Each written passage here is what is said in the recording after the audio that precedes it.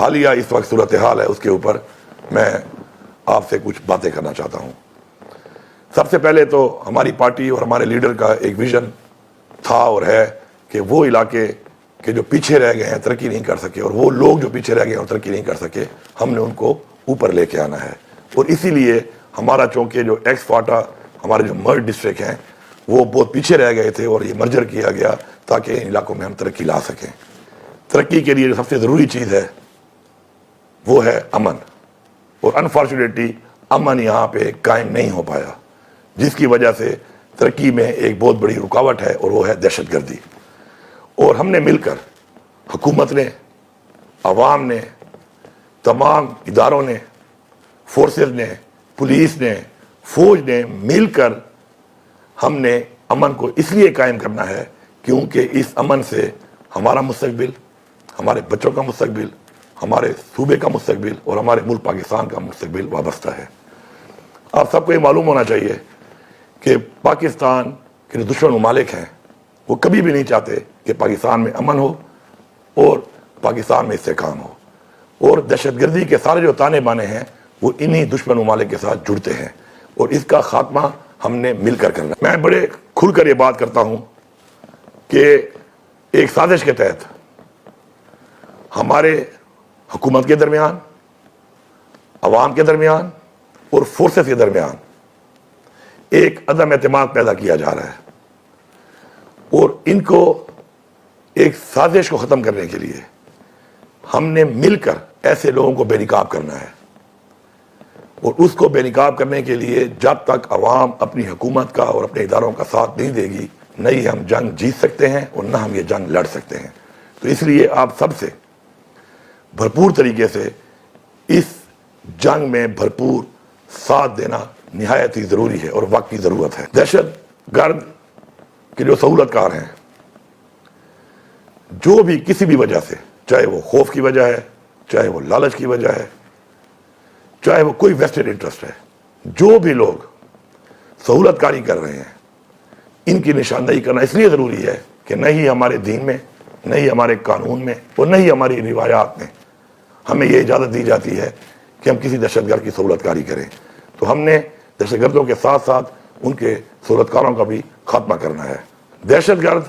آبادیوں کے اندر آ کے پناہ لیتے ہیں، اور آبادیوں کے اندر اس لیے وہ پناہ لیتے ہیں کہ جب وہ آبادی سے ہماری فورسز پہ حملہ کرتے ہیں تو اس حملے کی صورت میں، جوابی حملے کے اندر،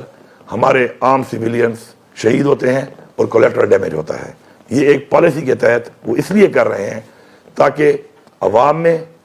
اور ہماری حکومت میں اور ہماری فورسز کے درمیان ایک گیپ پیدا ہو، آپس میں ایک خلیج پیدا ہو، اور ان کو ہم نے اس لیے اپنی آبادیوں سے دور لے کے جانا ہے تاکہ یہ اپنے مقصد میں کامیاب نہ ہو۔ اس کے لیے ہم سب نے مل کے فیصلہ کرنا ہے کہ ہم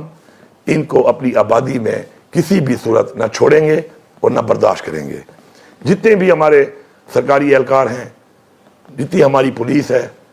جتنی ہماری فوج ہے، یہ سب ہمارے مہمان ہیں، اور ہماری روایت ہے، ہمارا رواج ہے کہ اپنی سرزمین پہ ہمارے مہمان کو اگر کوئی نقصان پہنچائے تو وہ ہم کبھی بھی برداشت نہیں کریں گے۔ تو اس لیے ہم سب نے مل کر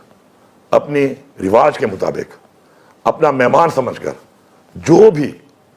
ہمارے ان مہمانوں کو جو ہماری خدمت کے لیے، ہمارے تحفظ کے لیے یہاں پہ موجود ہیں، ان پہ حملہ کرے گا تو ہم نے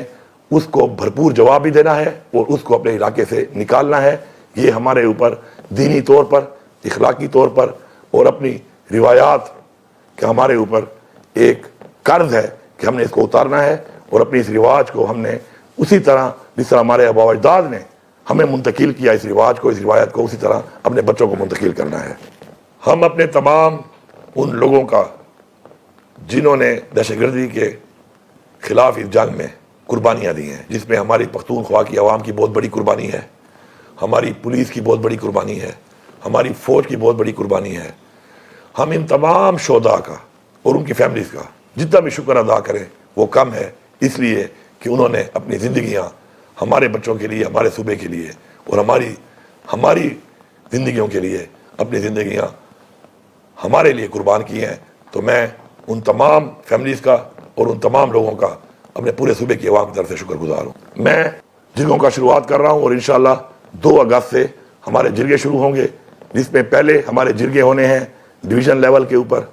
ان علاقوں کے تمام جتنی بھی ہمارے مشران ہیں، تمام سٹیک ہولڈرز ہیں، تمام پولیٹیکل پارٹیز ہیں، تمام پولیٹیکل نمائندے ہیں، سب کے ساتھ بیٹھ کے ہم مشاورت کریں گے۔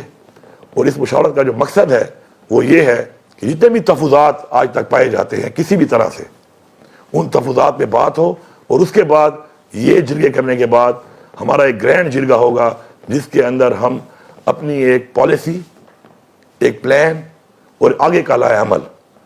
مل بیٹھ کر تمام اداروں کے ساتھ اور حکومتی لیول پر اس پر عمل درآمد کرانے کے لیے مل کے انشاءاللہ صرف یہ جنگ لڑیں گے نہیں، بلکہ انشاءاللہ ہم یہ جنگ لڑ کے انشاءاللہ جیتیں گے۔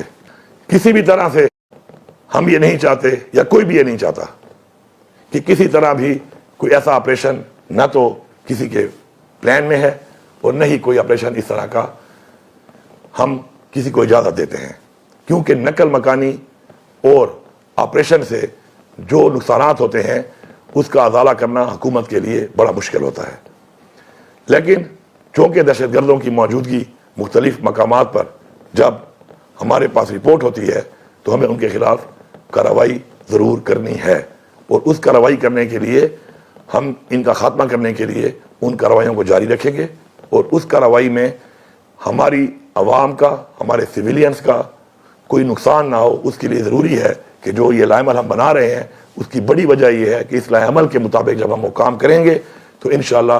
صرف اور صرف دہشت گردی کا خاتمہ ہوگا، اس سے کسی سویلینز کا یا کسی سویلین لوگوں کا یا ہمارے بچوں کا، ہماری بہنوں کا، بیٹیوں کا، ہمارے بھائیوں کا کوئی جانی اور مالی نقصان نہیں ہوگا۔ بہت سے ایسے علاقے ہیں کہ جن کے اندر ہم ترقی لانا چاہتے ہیں ہر سیکٹر کے اندر، لیکن امن نہ ہونے کی وجہ سے ان ایریاز کے اندر